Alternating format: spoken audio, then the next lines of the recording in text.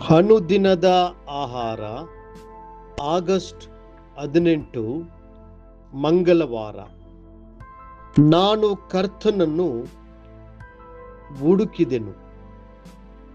ಪರಮಗೀತ 3ನೇ ಅಧ್ಯಾಯ 1-2 ವಚನಗಳು. ರಾತ್ರಿಯಲ್ಲಿಯೂ ಹಾಸಿಗೆ ಮೇಲೆ ನನ್ನ ಪ್ರಾಣ ಪ್ರಿಯನನ್ನು ಹುಡುಕಿದೆನು. ಎಷ್ಟು ಹುಡುಕಿದರೂ ಸಿಕ್ಕಲಿಲ್ಲ. ನಾನು ಎದ್ದು ಊರಲ್ಲಿ ತಿರುಗುವೆನು, ಬೀದಿಗಳಲ್ಲಿಯೂ ಚೌಕಗಳಲ್ಲಿಯೂ ನನ್ನ ಪ್ರಾಣ ಪ್ರಿಯನನ್ನು ಹುಡುಕುವೆನು ಎಂದುಕೊಂಡೆನು. ಎಷ್ಟು ಹುಡುಕಿದರೂ ಸಿಕ್ಕಲಿಲ್ಲ. ರಾತ್ರಿ ಸಮಯವು ದೇವರು ಮಾನವ ಕುಲಕ್ಕೆ ಕೊಟ್ಟಿರುವ ಅತಿ ಅಮೂಲ್ಯವಾಗಿರುವ ಉಡುಗೊರೆಗಳಲ್ಲಿ ಒಂದಾಗಿದೆ. ರಾತ್ರಿಯಲ್ಲಿ ನಾವು ನಿದ್ರೆ ಮಾಡಿ ವಿಶ್ರಾಂತಿ ಪಡೆಯುತ್ತೇವೆ.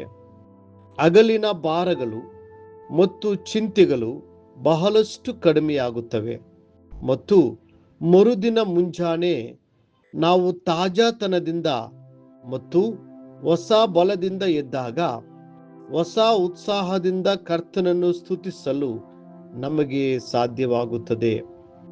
ಅದೇ ಸಮಯದಲ್ಲಿ ಸೈತಾನನು ರಾತ್ರಿಯನ್ನು ತನ್ನ ದುಷ್ಟ ಉದ್ದೇಶಗಳಿಗಾಗಿ ಬಳಸಲು ಪ್ರಯತ್ನಿಸುತ್ತಾನೆ.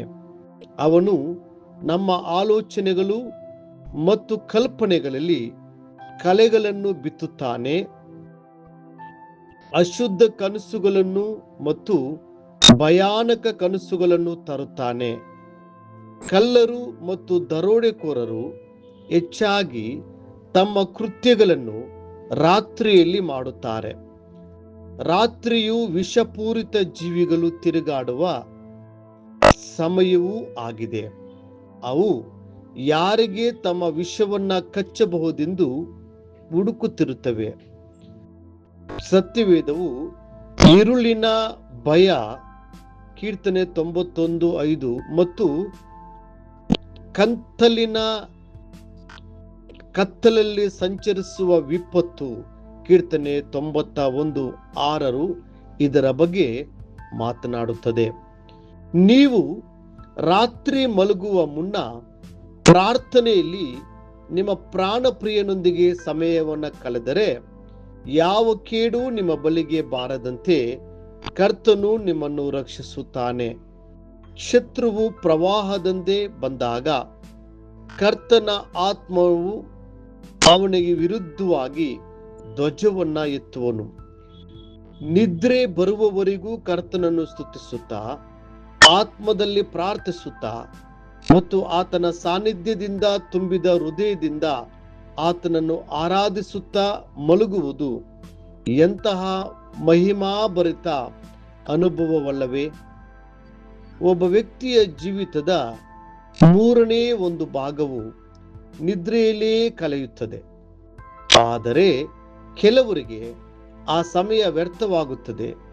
ನಿದ್ರೆ ಬಾರದೆ ಅವರು ಹಾಸಿಗೆ ಮೇಲೆ ಬಹು ಚಡಪಡಿಸುತ್ತಾರೆ. ಅವರ ಮನಸ್ಸು ಅಂತ್ಯವಿಲ್ಲದ ಚಿಂತೆಗಳು ಮತ್ತು ಆತಂಕಗಳಿಂದ ತೊಂದರೆಗೀಡಾಗುತ್ತದೆ. ಇತರರು ಗಾಢ ನಿದ್ರೆಯ ಆತ್ಮದಿಂದ ಸೋತು ನಿರ್ಜೀವ ಮರದ ತುಂಡುಗಳಂತೆ ಮಲಗಿ ದೇವರು ಕೊಟ್ಟಿರುವ ಜೀವಿತದ ಗಮನಾರ್ಹ ಭಾಗವನ್ನ ವ್ಯರ್ಥ ಮಾಡುತ್ತಾರೆ. ಆದರೆ ಶುಲಮಿಯಲು ಹೇಳುತ್ತಾಳೆ, ರಾತ್ರಿಯಲ್ಲಿಯೂ ಹಾಸಿಗೆ ಮೇಲೆ ನನ್ನ ಪ್ರಾಣ ಪ್ರಿಯನನ್ನು ಹುಡುಕಿದೆನು. ಪರಮಗೀತ 3ನೇ ಅಧ್ಯಾಯ 1ನೇ ವಚನ. ರಾತ್ರಿಯ ಸಮಯವು ಕರ್ತನನ್ನು ಹುಡುಕಲು ಒಂದು ಅದ್ಭುತವಾದ ಅವಕಾಶವಾಗಿದೆ. ನಮ್ಮ ಪ್ರಾಣ ಪ್ರಿಯನ ಮುಂದೆ ನಮ್ಮ ದುಃಖಗಳನ್ನು ಮತ್ತು ಹೃದಯದ ನೋವುಗಳನ್ನು ಸುರಿದು ಆತನ ಸಾಂತ್ವನ ಮತ್ತು ಮಾರ್ಗದರ್ಶನವನ್ನ ಹುಡುಕುವ ಸಮಯವದು.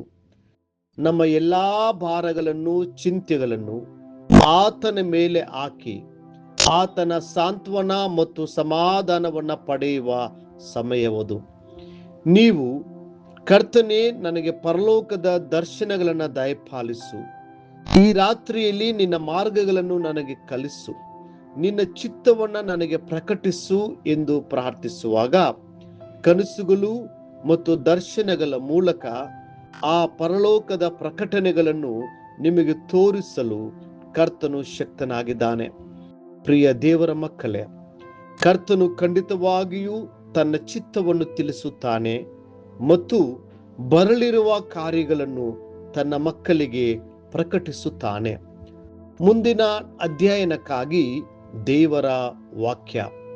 ನಮ್ಮ ಕರ್ತನಾದ ಯೆಹೋವನು ತನ್ನ ಸೇವಕರಾದ ಪ್ರವಾದಿಗಳಿಗೆ ತನ್ನ ರಹಸ್ಯವನ್ನ ತಿಳಿಸದೆ ಏನು ಮಾಡಾನು? ಆಮೋಸನು 3ನೇ ಅಧ್ಯಾಯ 7ನೇ ವಚನ. ಈ ದಿನ ಓದುವ ದೇವರ ವಾಕ್ಯ. ಮುಂಜಾನೆ ಕೀರ್ತನೆಗಳು 100, 101, 102 ಅಧ್ಯಾಯಗಳು. ಸಂಜೆ 1ನೇ ಕೊರಿಂಥದವರಿಗೆ 1ನೇ ಅಧ್ಯಾಯ. ಕರ್ತನು ನಿಮ್ಮನ್ನು ಆಶೀರ್ವದಿಸಲಿ.